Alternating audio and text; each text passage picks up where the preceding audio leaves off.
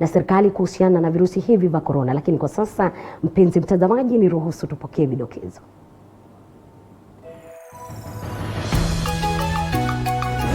Bunge la Seneti litakutana Ijumaa kujadili ripoti ya kamati maalum kuhusu kubanduliwa kwa gavana Anne Waiguru.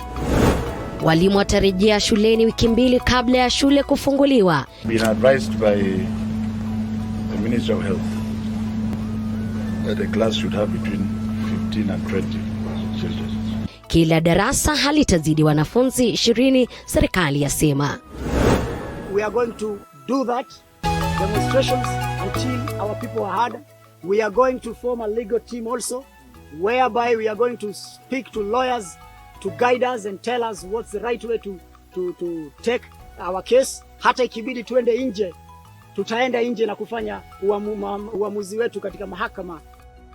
Na mbunge wa Nyali Mohamed Ali asema kuwa atarejesha mswada wa kutaka Waziri James Macharia banduliwe. Mswada huo ulitupwa nje bungeni. Karibu tena mpenzi mtazamaji, wapo ndo unajiunga nasi mara tena. Hii ni TV47, mimi nafahamika kama Elizabeth Mutuku na mfasiri wangu wa lugha ya ishara anafahamika kama Anne Wairimu. Kumbuka kwamba unaweza kuwasiliana nasi kwa 220447 na katika mitandao yetu ya kijamii @TV47 Kenya pale Facebook na @TV47KE, katika ukurasa wetu wa Twitter na katika ukurasa wangu ni L_Liza. Na moja kwa moja, bunge la Seneti linakutana siku ya Ijumaa kujadili ripoti kamili ya kamati maalum inayojadili mchakato wa kumbandua gavana Anne Waiguru. Spika wa bunge la Senate Kenneth Lusaka amechapisha katika gazeti la kitaifa kuwataka maseneta kuhudhuria kikao hicho. Vikao vya kujadili hatima yake vimekamilika hii leo, hii Waiguru akiendelea kukana mashtaka dhidi yake. Did you consult the CEC health during these processes? I can confirm, yes. Are you aware that she was there where you were seated yesterday and she confirmed in evidence and on oath that she was never involved? Let's move on. Which velocity has executed this agreement? Velocity with this CITY or the other one? To the best of my knowledge, with CTY. Good. Move. I was not among the members who was putting the motion, so I still don't know how the members actually slept, given that there were ladies who were supporting the motion and there were still men who were still supporting the motion. And that actually raised a lot of eyebrows, because according to our African culture, something that is being done during the night, it doesn't merge well with our usual customs. We are used to be people of broad daylight. We deal with things when we can see each other, as long as those substantive issues are of common benefit to what the discourse is all about. I remember, no. Were you there that night? No. You need to understand that I said... Listen, I'm asking you questions. Yes. What you asking? Was there a minor within the precinct?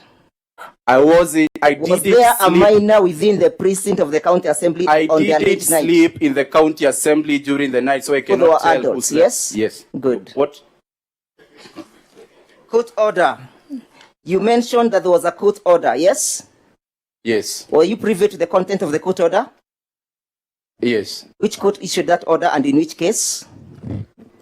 Which court and in which case was the order issued from? It was Justice Corril. Yes. Do you know the number of the case? I remind you, yes, it is 123 of 2020, which I argued. Yes? I think I need to confirm that with the correct petition.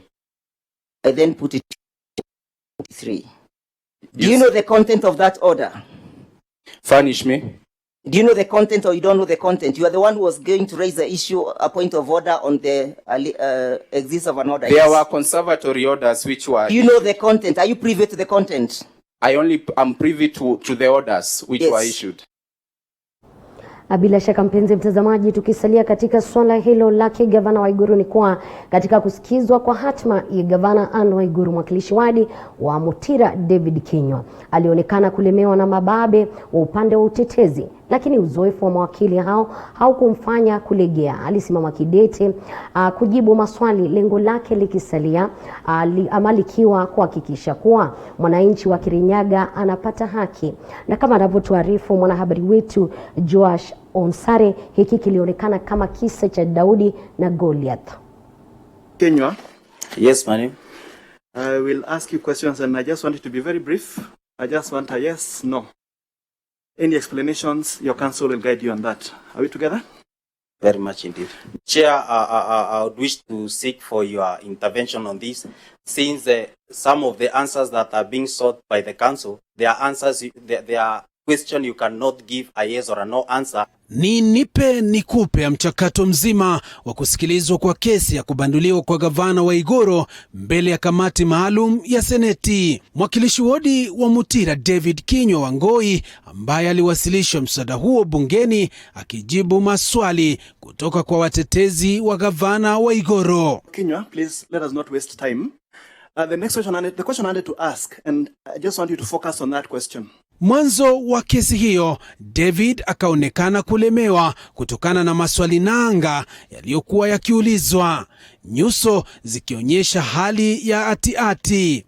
Vidomo vikaonekana kumcheza idhibati ya jinsi akili zilivyokuwa zikimkimbiza kwa kasi. Okay, when was the vote made?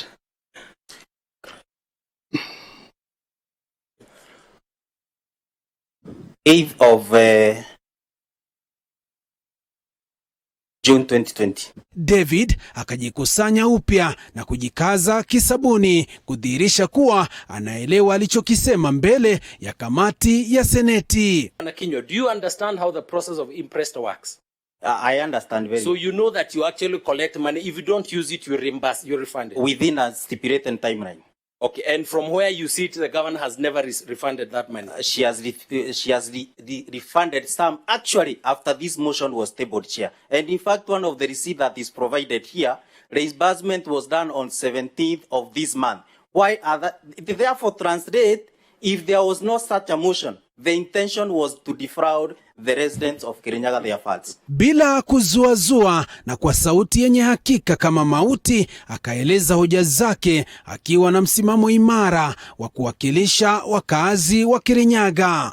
You acknowledge even in your statement, the statement you wrote later, you actually talk about two separate contracts.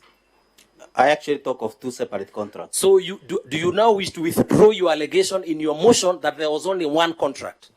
Chair, withdraw in the name of the company that was doing the work is one company that was paid 50 million. The withdraw is that it is not one contract. Thank you. It is two contracts. Ni maji aliyokuwa ameyavulia nguo na hakuwa na budi ila kuyaoga. Baada ya kumaliza kutoana kijasho na mibabe hao wa sheria ambao ni watetezi wa gavana wa Igoro, David alionekana kuwa ngangari na mwingi wa matumaini kwamba haki itatendeka. Let justice be done and be seen to be done to the resident of Kirinyaga, since we are the representative and we are just conducting our oversight mandate. Thank you so much. Thank you, Mheshimiwa. Joash Onsare, TV47, Nairobi. Asante sana mwanahabari wetu Joash Onsare kutuandalia taarifa hiyo, na bila shaka nyakati nyingine tunahitaji watu kama Daudi. Na waziri wa elimu Profesa George Magoha ametangaza kuwa kila darasa litakuwa na wanafunzi 15 hadi 20 endapo shule zitafunguliwa mwezi Septemba. Magoha aliyasema haya wakati alipozuru kiwanda cha ushonaji nguo cha Kikoteka, akitaja kuwa kudumisha umbali wa mita 1.5 ndio changamoto kubwa zaidi, kama anavyoripoti mwanahabari wetu Andrin Kilemi. Ni kati ya wanafunzi 15 hadi 20 pekee watakaoruhusiwa kukaa kwenye darasa moja endapo shule zitafunguliwa mwezi Septemba. Haya ni kwa mujibu wa waziri wa elimu Profesa George Magoha, ambaye alizuru kiwanda cha ushonaji nguo cha Kikotek kukagua shughuli ya ushonaji wa barakoa za wanafunzi. Been advised by the Ministry of Health that a class should have between 15 and 20 children. And therefore, you know, and I know, and everybody knows in this country that is going to be a challenge. The more reason why we must make sure that the masks are made of good materials and that they are, that is going to be a challenge, but it will not stop us from moving forward. Baadhi ya mikakati mingine aliyoweka wazi kuhusu ufunguzi wa shule ni pamoja na kuwepo kwa vifaa vya kupima joto mwilini, kusambazwa kwa barakoa 2 kwa kila mwanafunzi, kupimwa virusi vya korona kwa walimu na walimu kurejea shuleni wiki 2 kabla ya tarehe kamili ya ufunguzi wa shule kwa mafunzo ya COVID-19. Wizara ya Elimu wakati huo huo imedokeza kuwa kuna haja ya baadhi ya shule kufanyiwa marekebisho kutokana na mvua ya mafuriko iliyosababisha maafa. Next week some of my people will come to Kitui to physically inspect most of the primary schools. A reasonable sample, find out whether they have water containers and the capacity. Haya yanajiri huku utafiti wa hivi karibuni wa kampuni ya Infotrack ukionyesha kuwa 70% ya Wakenya wanataka shule zisalie kufungwa hadi msambao wa virusi vya korona utakapopungua. Andrin Kilemi, Runinga ya TV47. Shukran sana Andrin Kilemi. Sijui unafikiria nini ama unahisi vipi kuhusiana na wanafunzi kurejea shuleni, na iwapo shule zitafunguliwa leo, je, utampeleka mtoto wako shuleni ama mwanafunzi wako shuleni? Unaweza kuwasiliana nasi kwa 22047 na katika mitandao yetu ya kijamii. Na hii leo taifa limeandikisha visa 252 vipya vya maambukizi ya corona, hii ikifikisha idadi ya 5209 waliopatikana na virusi hivyo nchini.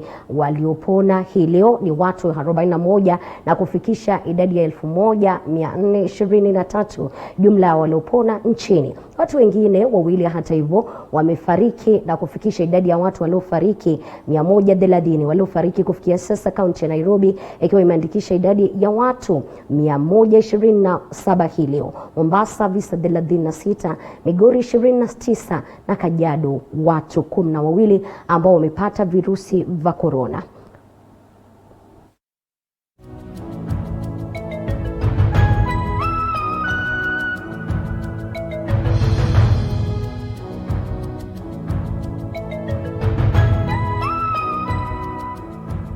Na bila shaka tukisalia katika swala la corona, ni kwa baraza la magavana nchini sasa limeitaka serikali ya kitaifa kuangazia swala la kupimwa na kutolewa kwa matokeo ya wale ambao wanashukiwa kuwa na virusi vya corona nchini, hususan katika miji ya mipakani. Serikali za kaunti zimelazimika ama zimelalamikia kucheleweshwa kwa hazina ya kukabiliana na maambukizi ya corona nchini. Magavana kadhalika wanaitaka serikali kuu kusaidia katika kupunguza msongamano wa malori katika maeneo ya mipakani, kama anavyotuarifu mwanahabari wetu Mulindi Keri.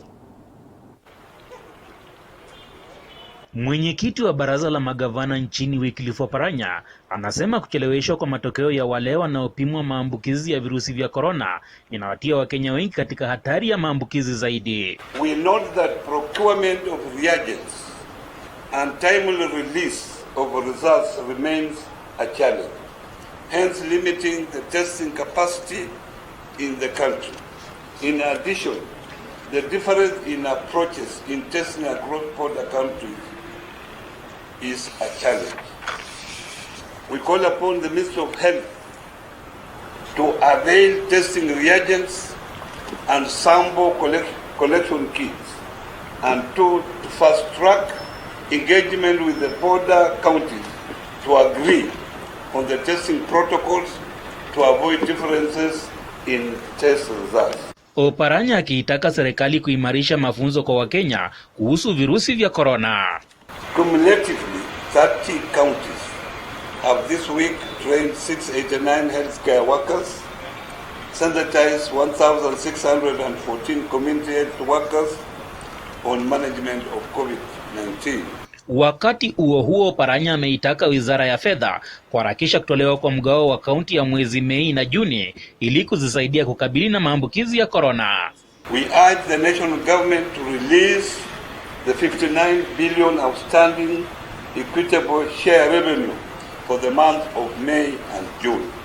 We also urge the national government, the Treasury, to release the 4.6 billion under the devolution support program by the World Bank, as these funds will be used to fight COVID-19. Haya yanajiri huku chama cha matabibu nchini kikiendelea kushinikiza serikali kutekeleza kubuniwa kwa tume ya huduma za afya nchini.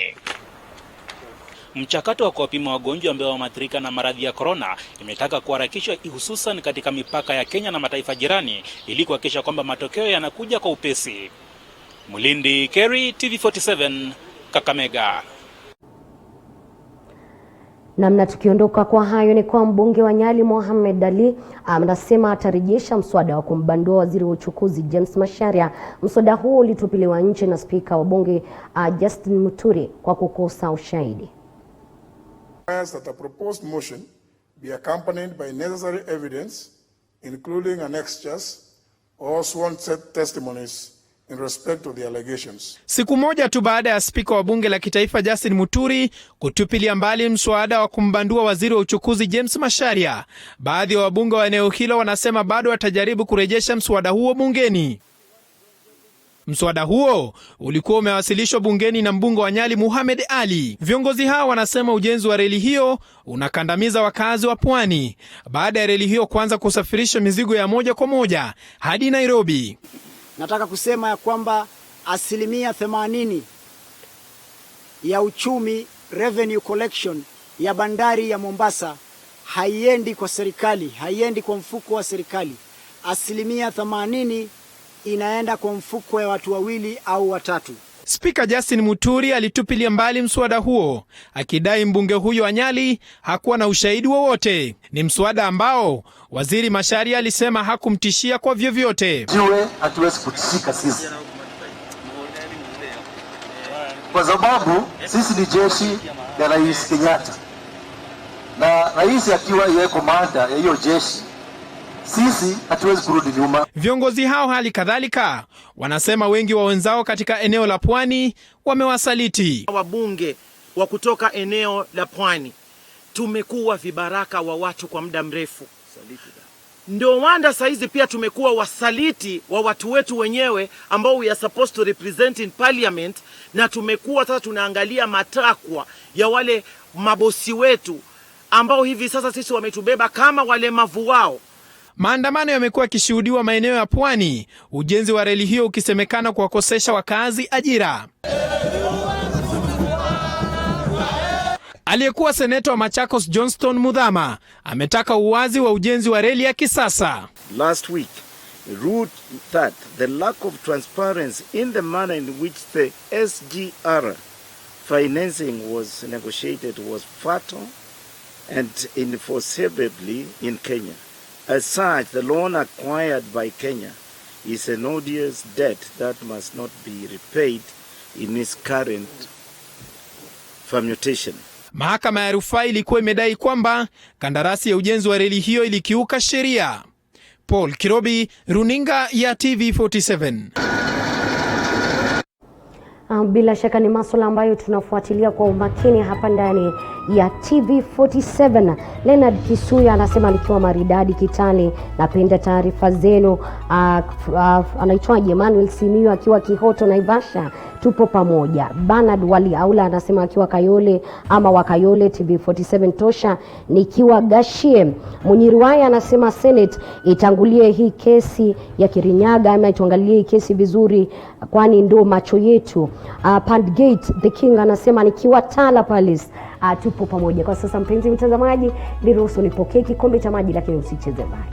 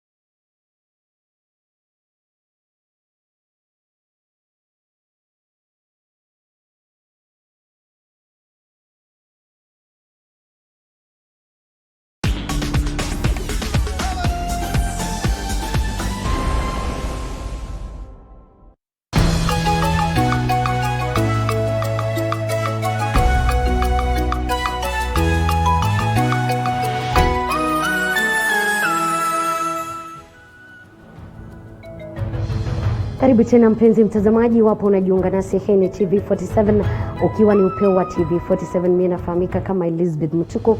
Fasiri wangu wa lugha ya ishara ni Anwar. Kumbuka kwamba unaweza kuwasiliana nasi kwa 22047 na katika mitandao ya kijamii @TV47 Kenya na @TV47KE katika ukurasa wetu wa Twitter sawa na ukurasa wangu L_Liza.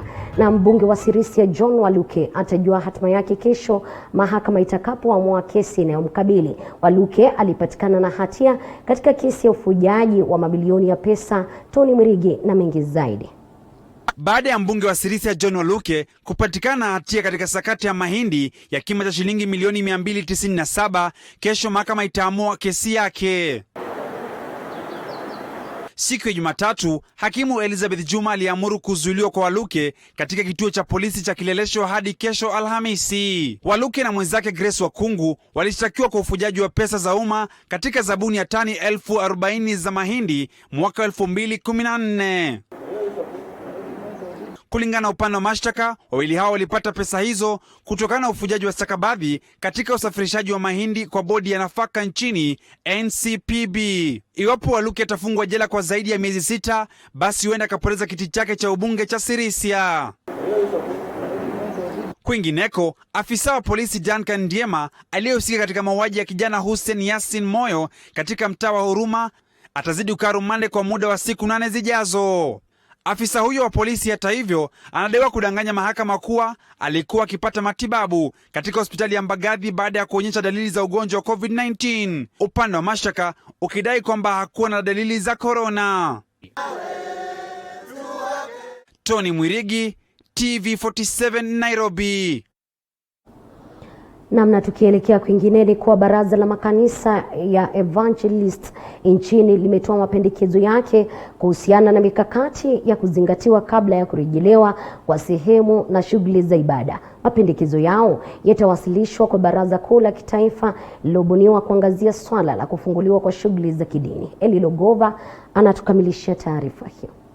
Katika kikao Jumatatu, muungano huo unaohusisha makanisa kadhaa nchini ulijadili baadhi ya utaratibu unaofaa kuzingatiwa kabla ya kurejelewa kwa shughuli za kidini. It was necessary that as alliances and different umbrella bodies that fall under the evangelical Pentecostals come together so that we can hear the heartbeat of the Interfaith Council and be able to add our voice in this consultative forum to what is being discussed and that which shall be considered as the proposed guidelines and protocols that shall be presented to His Excellency for consideration. Mapendekezo yao hata hivyo yanatarajiwa kuwasilishwa kwa baraza la kitaifa linalokusanya maoni kutoka kwa Wakenya kabla ya baraza hilo kuandaa ripoti kamili ambayo itakuwa inakabidhiwa Rais Uhuru Kenyatta kabla ya tarehe 6 mwezi Julai. Tuna amani ndani yetu ya kwamba kile ambacho viongozi wa madhehebu mbalimbali kupitia kwa Interfaith Council wanaongea, wanazungumzia na kujadiliana, basi tunajua tutakuwa na mwelekeo kutoka kwa rais wetu. Tayari kamati imebuniwa kuangazia jinsi ya kufungua sehemu za ibada. Eli Logova, TV47, Nairobi. Namna tukielekea kaunti ya Bungoma, ni kwa wakulima wa kahawa katika kaunti hiyo wamepata afueni baada ya kuzinduliwa kwa kiwanda cha kusaga kahawa. Wakulima hawa wamekuwa wakitegemea viwanda vilivyo katika kaunti zingine, kama anavyotuarifu mwanahabari wetu Wanji Sostin. Kaunti ya Bungoma, ikiwa mojawapo ya kuzalisha kahawa nchini Kenya, imekuwa ikisafirisha kahawa katika kaunti ya Kiambu na maeneo mengine kwa usagaji. Hii leo imekuwa afueni baada ya kuzindua kwa kiwanda hiki cha Msese, kama anavyodokeza mkulima Patrick Barasha. Furaha yangu ni kwamba awali tumekuwa tukienda mbali sana kama Central, Thika na hata Eldoret kwa ajili ya kufanya milling ya kahawa. Na hapo tulikuwa tunakuwa na changamoto si haba.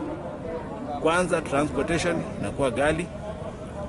Pili kuna risks katika njia, katika upande wa wizi.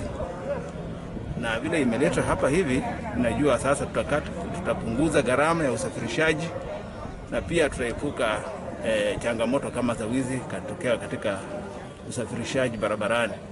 Advantage ya milling jameni ni kwamba kahawa yenu mkitoa kwa factory zenu kule nyumbani baada ya kukausha, mnakuja mnamill, wanafanya grading, wanafanya lingering, and then you can conduct direct marketing. Aidha, wakulima hawa wamedokeza kuwa uwepo wa kiwanda hicho utasaidia pakubwa katika kuwapa ajira wakazi eneo hilo, hasa vijana. Itatusaidia kuleta kazi kwa vijana wetu. Italeta kazi nyingi kwa vijana wetu, na tunajua kwamba vijana wanapofanya kazi umaskini utatuondokea. Hatua hiyo itafaidi pakubwa wakulima wa kahawa kaunti ya Bungoma kwa kukuza uchumi. Wanji Sostin, TV47, Bungoma. Kwingineko ni kuwa huenda janga la corona likiendelea kuathiri sekta mbalimbali nchini, tamaduni pia hazijasazwa. Baadhi ya sheria za kudhibiti msambao wa virusi vya COVID-19 kama vile marufuku mbalimbali zikiendelea kufuatwa kutokana na kuingia katika baadhi ya sehemu mbalimbali. Tazama hiyo taarifa. Tunakutana na Wamboi Kimondo nyumbani kwake katika eneo la Umoja, Nairobi. Wamboi anatueleza jinsi janga la corona lilivyoathiri mipango yake ya kufunga ndoa. Binti huyu ambaye hufanya biashara zake kwenye mitandao anaturudisha nyuma hadi Disemba mwaka jana, ambapo mpenziwe Peter Katu walipopendekeza wawili hao kufunga ndoa. Wamboi akakubali wito na aliloitiwa, hii kisitisha ngoja ya miaka 4 kwa Katu. Actually, people are wondering in church, when will you ever settle, when will you ever get married? So it's last year that we decided, okay, it's time now, we are ready. Mipango ya kutambulisha uhusiano wao kwa wazazi almaarufu kuhanda ithigi katika jamii ya Wakikuyu ikang'oa nanga. We went in Feb, that was introduction. In Kikuyu we call it kuhanda ithigi. So like I have accepted fully this man is marrying me, like nobody else who should be accepted in this compound. So we successfully did that. Haya yakifanyika Februari mwaka huu nyumbani kwao Wamboi Karatina, hii ikiwa kaunti ya Nyeri, na kisha Makueni kwao Peter na mengine yakatarajiwa kufuata. Tarehe ya kulipa mahari almaarufu rurashio ikiratibiwa mnamo tarehe 25 mwezi Aprili, na pilika za kujiandaa zikashika kasi. Everybody was excited about like finally it's happening. So contributions had started, especially for his friends, because for me I would only ask for support of my friends to come home. Lakini mnamo Machi mwakani serikali karipoti kisa cha kwanza cha Mkenya aliambukizwa visa vya corona. Na punde sipunde sheria za kudhibiti msambao wa virusi zikaanza kutekelezwa, baadhi zikiwa ni kutoka na kuingia katika baadhi ya kaunti, Nairobi ikiwa mojawapo ya kaunti hizo. Hii ikiwa ni kikomo cha rurashio kwa wapenzi hawa. Him and the family already had a date. They wanted to go home for the rurashio. That was supposed to be on 25th April. But then COVID happened. At first we were devastated. We did not know what to do. I was not okay. It's something we've been praying about, something we were waiting for. Ni giza totoro lililogubika matarajio ya Wamboi kupata jiko mwaka huu, huku sauti ya kengele za harusi ikizidi kufifia kila uchao. David Mudhoka, TV47. Na mpenzi mtazamaji, michezoni ni kuwa mahakama kuu ya Mombasa imeongeza muda wa agizo la kutosikizwa kwa kesi zozote zinazohusiana na shirikisho la soka nchini FKF katika mahakama kuu ya kutatua mizozo nchini. Agizo hilo lipaswa kukamilika Juni tarehe 29, japo hilo likabadilishwa baada ya watu 11 katika mahakama ya Mombasa kuthibitishwa kuwa na virusi vya corona. Muda huu umeongezewa zaidi.